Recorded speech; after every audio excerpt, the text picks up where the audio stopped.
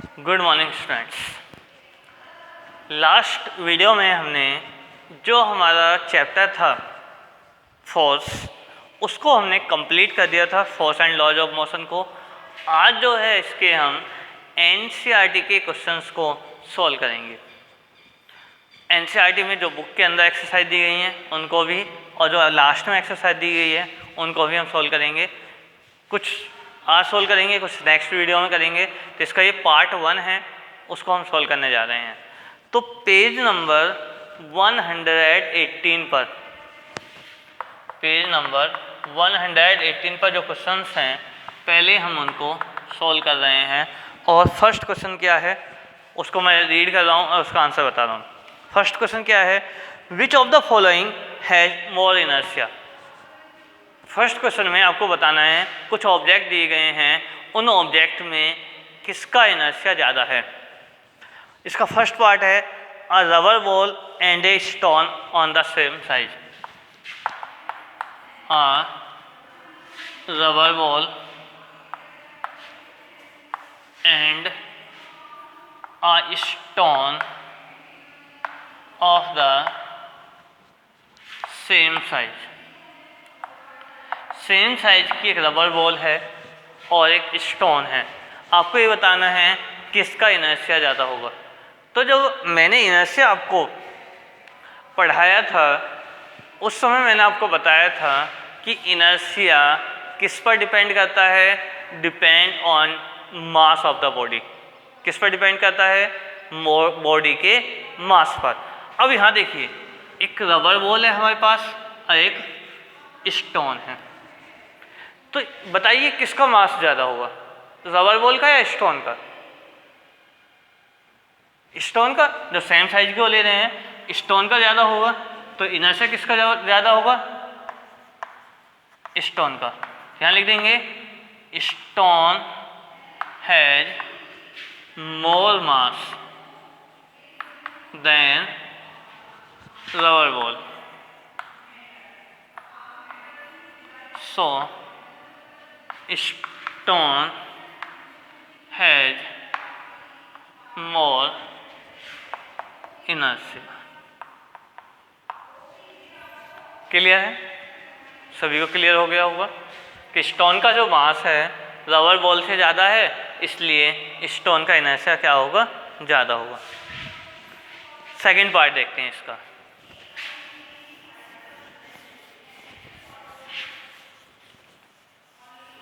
Second part क्या है?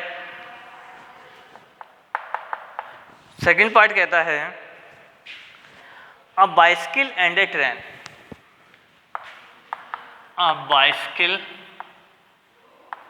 And a train. एक बाइसिकल की व्हील है, एक ट्रेन है। किसका ज़्यादा होगा,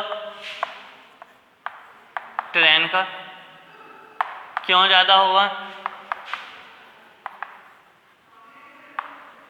क्योंकि इसका जो है मास ज़्यादा होगा। मैं शॉर्ट में लिख दिया है किसका ज़्यादा होगा, ट्रेन का। क्यों? क्योंकि इसका मास क्या है, ज़्यादा है। क्लियर है? Third,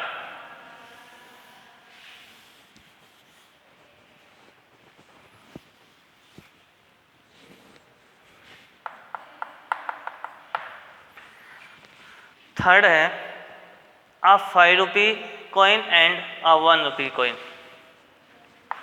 a 5 rupee coin and a 1 rupee coin.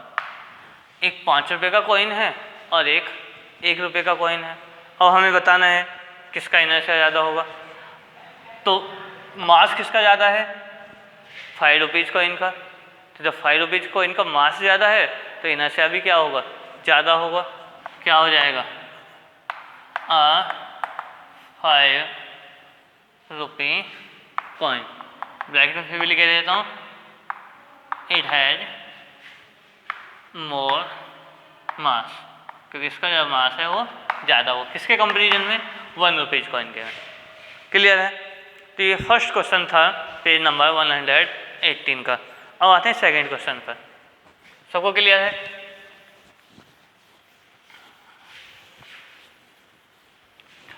Second question क्या है? इन द फॉलोइंग एग्जाम्पल, एक एग्जाम्पल दिया हुआ है, try to identify the number of times the velocity of the ball change.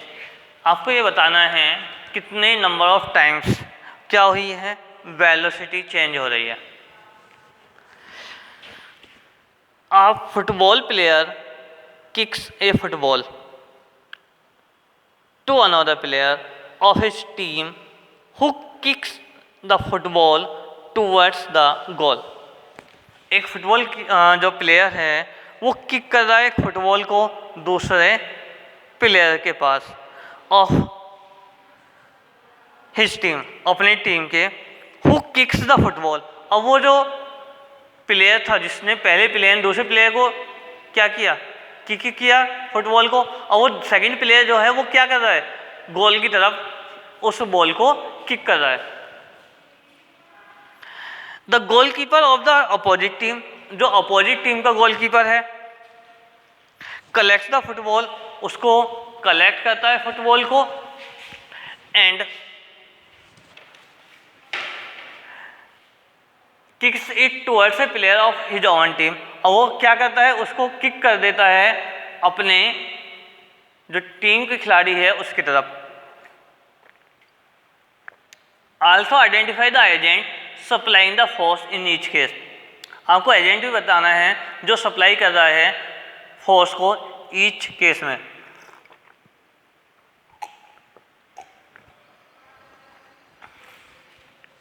चलिए देखते हैं इसको, इसमें क्या क्या हुआ है। पहले एक फिगर बना लेते हैं। सपोज कीजिए ये कोई एक प्लेग्राउंड है और इसमें ये 2 क्या है, गोल है। यहाँ डिफरेंट प्लेयर्स क्या कर रहे हैं, फुटबॉल खेल रहे हैं। एक यहाँ पर क्या है, गोलकीपर है और एक गोलकीपर यहाँ पर है। क्लियर है? ये 2 गोलकीपर है। सपोज कीजिए ये एक प्लेयर है, इसने इस फुटबॉल को किक किया। यहाँ एक सेकंड प्लेयर है इसी टीम का, जिस टीम का ये प्लेयर है, ये फुटबॉल यहाँ आई इसके पास। इसको इस तरह से बनाइए, यहाँ है ये फुटबॉल यहाँ आई है इसके पास। अब इसने इसको किक किया है, किक करने पर ये फुटबॉल किसके पास जा रही है, इस प्लेयर, इस गोलकीपर के पास। अब गोलकीपर क्या कर रहा है, ये इस टीम का कोई प्लेयर है, इसको स्टॉप करता है और इसके पास ये क्या कर देता है, सेंड कर देता है। ठीक है? तो यानी कि पहले केस में क्या हो रहा है कि ये फर्स्ट प्लेयर है किक कर रहा है सेकंड प्लेयर को, तो यानी कि ये एक बार तो फोर्स यहाँ चेंज हो रहा है। सेकंड, अब ये इसको किक कर रहा है, सेकंड यहाँ चेंज हो रहा है। थर्ड में क्या हो रहा है, ये इसको स्टॉप कर रहा है। और फोर्थ कंडीशन क्या है, ये इसको क्या कर रहा है, फिर ट्रांसफर कर रहा है। ये फर्स्ट, ये सेकंड, ये थर्ड और ये क्या है, फोर्थ। यानी कि 4 टाइम्स फोर्स में क्या हो रहा है, चेंजेज हो रहे हैं। फर्स्ट उसमें देखें तो जो फर्स्ट प्लेयर है वो क्या कर रहा है, फोर्स को ट्रांसफर कर रहा है, फोर्स भी प्रोवाइड कर रहा है, किक ये मार रहा है ना। सेकंड में किक सेकंड प्लेयर मार रहा है। थर्ड में फोर्स कौन लगा रहा है, गोलकीपर, उसको स्टॉप कर रहा है। फोर्थ में गोलकीपर फिर फोर्स लगा रहा है, क्योंकि वो क्या कर रहा है, उसको जो अपनी टीम का प्लेयर है उसको ट्रांसफर कर रहा है, उसको किक मार के उसको उसके तरफ भेज रहा है। क्लियर है? लिख लेंगे इसको भाई। First player of a given team kick the ball to the second player of his team. The force is applied by the first player. Second में second player of the team, team A मान लीजिए ये team ए है और ये team B है। तो team A का जो सेकेंड प्लेयर है kick the ball towards the goalkeeper of team B. Force is apply by the second player of team A. Third, goalkeeper of team B stop the ball. Force is applied by the goalkeeper of team B. Fourth, goalkeeper of team B kick the ball towards the player of team B. Force is applied by the goalkeeper of team B. Clear है? कर लेंगे इसको, समझ में आया होगा। ठीक है, आगे चलते हैं। लिख तो आप लेंगे अपने आप, लिखवाऊंगा तो काफ़ी टाइम लग जाएगा।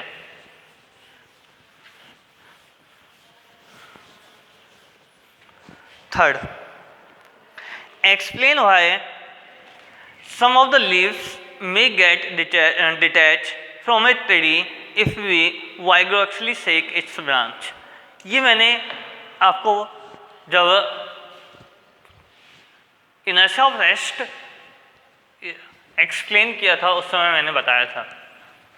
क्या है इसमें, ये कह रहा है कि जब हम क्या करते हैं किसी ट्री को तेज़ी से शेक करते हैं तो वो क्या होती हैं, जो लीव्स होती हैं उससे वो डिटैच हो जाती हैं। वाई?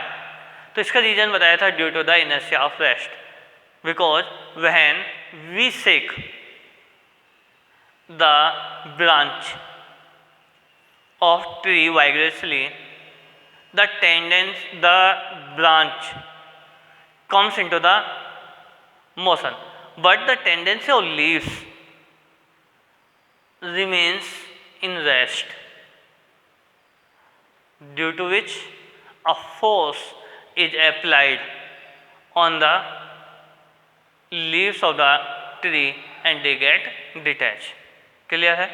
ये मैंने लिखवाया हुआ है उस समय। चलिए question number 4, why do you fall in forward direction when a moving bus brakes to stop and fall backward when it accelerated from rest. ये कह रहा है कि आप एक बस में मूव कर रहे हैं और बस क्या करे, सडनली ब्रेक्स अप्लाई कर दे। बस मूव कर रही है और बस क्या कर दे, सडनली ब्रेक्स अप्लाई कर दे, तो अब क्या होते हैं, फॉरवर्ड डायरेक्शन में फॉल हो जाते हैं। और आप बैकवर्ड डायरेक्शन में फॉल हो जाते हैं जब क्या है, बस रेस्ट में है और ये क्या कर दे, एक्सेलरेट हो जाए। तो ये भी मैंने आपको बताया है उस समय इनर्शिया ऑफ मोशन में और इनर्शिया ऑफ रेस्ट में। इसका फर्स्ट पार्ट देखें कि बस क्या कर रही है, मूव कर रही है, यानी मोशन में है और सडनली ब्रेक्स अप्लाई हुए। तो जब बस मोशन में है तो आपकी भी बॉडी किस में है, मोशन में है। ब्रेक्स अप्लाई होने पर क्या होता है, बस रेस्ट में आ जाती है।